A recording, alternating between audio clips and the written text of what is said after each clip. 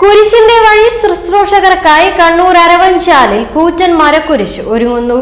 Aravanchal saint Joseph ഇടവകയിലെ പിതൃവേദിയുടെ നേതൃത്വത്തിലാണ് 40-ാം വെള്ളി തീർത്ഥാടനത്തിനും ദുഃഖവെള്ളിയാഴ്ചത്തെ കുരിശിന്റെ വഴി ശുശ്രൂഷയ്ക്കുമായി 16 അടി നീളത്തിൽ തെങ്ങുകൊണ്ട് നിർമ്മിച്ച കൂറ്റൻ കുരിശ് നിർമ്മിക്കുന്നത്.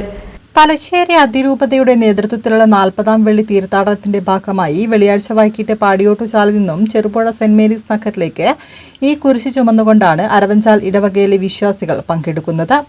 3 കിലോമീറ്റർ ദൂരം പിന്നിടുന്ന തീർത്ഥാടനത്തിൽ പിതൃവേദി അംഗങ്ങളായ 30ഓളം പേർ ഊഴമിട്ട് കുരിശ് വഹിക്കും. ദുഃഖവെള്ളിയാഴ്ച അരവഞ്ചാൽ സെന്റ് ജോസഫ് പള്ളിയിൽ നിന്നും പൂക്കൽ കുരിശടിയിലേക്കുള്ള കുരിശിന്റെ വഴി ശുശ്രൂഷയിലും 3 കിലോമീറ്റർ ദൂരം ഇതേ കുരിശ് വഹിച്ച് വിശ്വാസികൾ പങ്കുചേരും. ഇടവക വികാരി ഫാദർ ജിബിൻ ജോർജ് മുണ്ടൻകുന്നിൽ, പിതൃവേദി പ്രസിഡന്റായ ബിനോയ് കുര്യൻ വെട്ടിക്കാട്ടിൽ എന്നിവരുടെ നേതൃത്വത്തിലാണ് കൂറ്റൻ കുരിശിന്റെ നിർമ്മാണം നടത്തിയത്. കൂറ്റൻ തെങ്ങ് മുറിച്ചെടുത്ത് 16 അടിയും 8 അടിയും നീളമുള്ള 2 കഷ്ണങ്ങൾ ചേർത്താണ് കുരിശ് നിർമ്മിച്ചത്.